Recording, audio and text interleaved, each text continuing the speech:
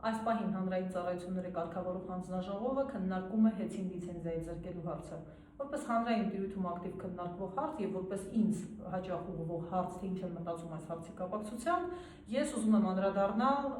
այս թեմայի որոշ ասպեկտների։ Բազմաթիվ են ասելիքներն իհարկե, բայց անհրաժեշտ է առանց էմոցիաների եւ զուտ իրավական տեսանկյունից անդրադարձ կատարել երկու հիմնահարցի։ Տեղի է ունենալու լիցենզիայի զրկում,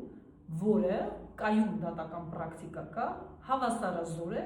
սեփականազրկման։ Այսինքն տեղի է ունենալու սեփականության իրավունքից զրկում։ Սա ամենաբարդ, ամենադժվար ներգործության միջոցն է իրավական տեսանկյունից հիմնավորման ենթակա, որը հիմքում պետք է իսկապես ծանրակշիռ փաստեր դրված լինեն, որովհետև ակնհայտ է, որ թե միջնաժամկետ եւ թե երկարաժամկետ կտրվածքում այն չի կարող բացասական ազդեցություն չունենալ Հայաստանի ներդրումային միջավայրի եւ առհասարակ տարբեր վարկանիշային աղյուսակներում Հայաստանի տեղի ու դերի վրա։ Եվ որպես սեփականազրկման հիմքում դրված փաստարկներ չափազանց կարևոր է, թե ինչ են ասում մեզ իրավասու պետական պաշտոնյաները։ Ռոմանոս Պետրոսյանը բարձրաձայնում է խախտումների մասին եւ ես չեմ ուզում դրանց ոճին, բնույթին, բովանդակությանը անգամ անդրադարձ կատարել, որովհետեւ Ռոմանոս Պետրոսյանը գնացել է, այսպես ասենք, ժամանակավոր կառավարիչ աշխատելու հենց այդ նպատակով։ Ինձ առավելապես հետաքրքիր է հանրային ծառայությունները կարգավորող հանձնաժողովի դիրքորոշումը եւ այդ դիրքորոշման հիմքում ընկած փաստարկները։ Փաստ է, որ այն ամենը, ինչ ներկայացրել է ժամանակավոր կառավարիչը, պետք է պատշաճ կերպով մոնիտորինգի ենթարկվեն, քննարկվեն, ըստ էության ապացուցողական բազմաթիվ նշանակության փաստեր հավաքագրվեն, որպեսզի կարողանա հանձնաժողովը կայացնել նման որոշում։ Ընդ որում հանձնաժողովն ինքը չգիտես ինչու ասում է, որ միայն լիցենզիայի զրկելը կփրկի։ Այ ոչ մի տուգանք, այ ոչ մի ուրիշ միջոց չի կարող արդյունավետ լինել։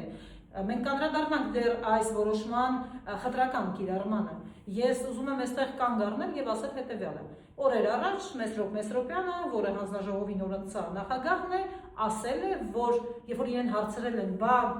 ժամանակին հեծը ներկայացնում էր ֆինանսական հաշվետվություն, տեխնիկական հաշվետվություն ու ելիքը հաշվետվություններ, դուք դա ընդունել եք, նորմալ եք համարել, հաստատել եք ու շարժվել եք առաջ։ Բայց ինչու՞մն է հիմա խնդիրը, որովհետև այն, ինչ հիմա ասում է Ռոմանոս Պետրոսյանը, ըստ էության բազմաթիվ նույնական կետեր ունի նրա հետ, թե ինչ է ներկայացրել ժամանակին հեծը ու ինչ են հաստատել հանձնաժողովի անդամները։ Մեսրոպ Մեսրոպյանը ասում է հետևյալը. «Վայ, իմ հետ գործ չունեք, այդ այն ժամանակ էր, ես ինչ կապ ունեմ այս ամենի հետ»։ Այսինքն պրոբլեմը իդեպ նաև ոչ պրոֆեսիոնալ կերպով նետվում է հանձնաժողովի գործող անդամների ուսերին։ Այսօր Ռոմանոս Պետրոսյանը արդեն ավելի հեռուն է գնում եւ ասում հետեւյալը. հանձնաժողովը, նախորդ հանձնաժողովը դրսևորել է անգործություն։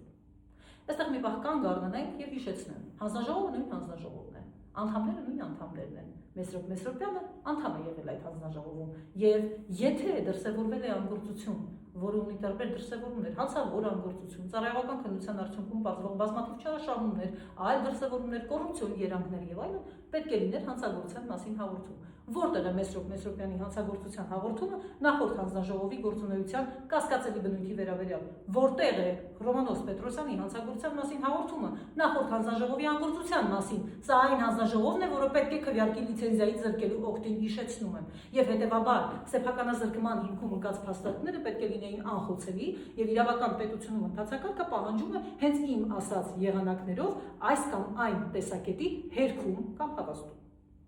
Հիմա անդրադառնանք երկրորդ հատվածին, խտրական մոտեցմանը։ Մեսրոպ Մեսրոպյանը ասում է, որ իրենց հանձնաժողովի համենայն դեպս նախագծում ասում են, որ դե միայն լիցենզիայի զրկելը կփրկի։ Ուրիշ ոչ մի բան չի փրկի։ Հեծի լավ աշխատանքը ուրիշ ձևով հնարավոր չի ապահովել։ Լավ, ուզում եմ հասկանամ դրամական տուգանքների մասով ինչու այդ որոշումը եւ այդպիսի դիրքորոշում չի պահպանվում մյուս ռազմավարական նշանակության ունեցող օբյեկտների հեռահաղորդակցության կամ հատկապես իմ սիրած թեմային անդրադառնանք ջրի ոլորտում։ Ինչու պետությունը Մեսրոպ Մեսրոպյանը ու էլի ինչ-որ մարդիկ, չեն ցուցաբերում նույնչափ հետևողականություն, փութաջանություն եւ ջերմեռանդություն, օրինակ Veolia ջրընկերության հետ կապված։ Հիշեցնեմ, Veolia ջրընկերությունը մերն է, մեր սեփականությունը, որը տված է կառավարման, տրվել էր կառավարման, որպեսզի պատշաճ կառավարեին այդ մարդիկ։ Հիմա վատ են իրականացնում Հայաստանի Հանրապետության ցանկացած ողջամիտ քաղաքացի, ձեզ կասին, որ իրենք վատ են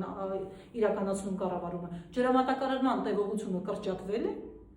շատ տեղերում բազմաթիվ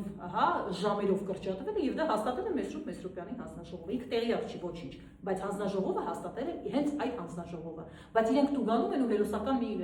դրվագ են դա ներկայացնում։ Հաջորդը Veolia ջուրընկերության հետ որպեսի պայմանագիրը կարողանա լուծել Հայաստանի կառավարությունը կատարողական ցուցանիշների մասով, կառավարությունը պետք է ունենա տեխնիկական աուդիտորի եզրակացություն հաշվետվություն։ 4 տարի է տեխնիկական աուդիտը չկա։ Veolia ջուրընկերությանը եթե իրեն անհարմար կատարողական ցուցանիշներ կան, կառավարությունն ասում է այ մինչև 2021 թիվ, այս սրանք մի ընկրկեք մեջը։ Եթե հանգարց ՀՑԿ հնչի համաձայնվի հանձնաժողովը, այ ոչինչ տուժանք նշանակի, ես կվճարեմ այդ տուժը Veolia ջուր հանգարց չնեղվես, վարձավճարներն իջեցնում են, ներդրումների ծավալը իջեցնում են, Veolia ջուրընկերության նկատմամբ ցուցաբերվում է այնքան բարյացակամ ու բարեհաճ վերաբերմունք, որքան որևէ Հայաստանի Հանրապետության քաղաքացու կամ կառույցի նկատմամբ չի ցուցաբերվում։ Հարց ինչու։ Եվ այս ինչուն, բացի հռետորական լինելուց, իր հիմքում ունի իրավական դեր, իրավական ասպեկտ ու նշանակություն։ Ինչու է խտրական վերաբերմունք ցուցաբերվում։ Մի դեպքում մասնավոր սեփականատիրոջը սեփականազրկում են, երկրորդ դեպքում կառավարման հանձնված սուբյեկտից չեն վերցնում տան ուրիշին, որն ավելի լավ կկառավարի։ Պետության մասին չեմ խոսում, որտեղ պետության կառավարման արդյունքում մենք կարող ենք ունենալ ինչպես օրինակ ատոմակայանը կամ բարձրավոլտ էլեկտրական ցանցերը 4-րդ աստիճանի, այսինքն ռիսկայնության խմբում օբյեկտներ։ Սա է ուզում ձեզ ասել, սա է ուզում ներկայացնել եւ ակնհայտ ընդգծել իրավական մոտեցման եւ իրավական հիմնավորումների չափազանց խոցելի կամ առհասարակ լինելը կամ դրանց բացակայությունը։ Եղեք տեղեկացված։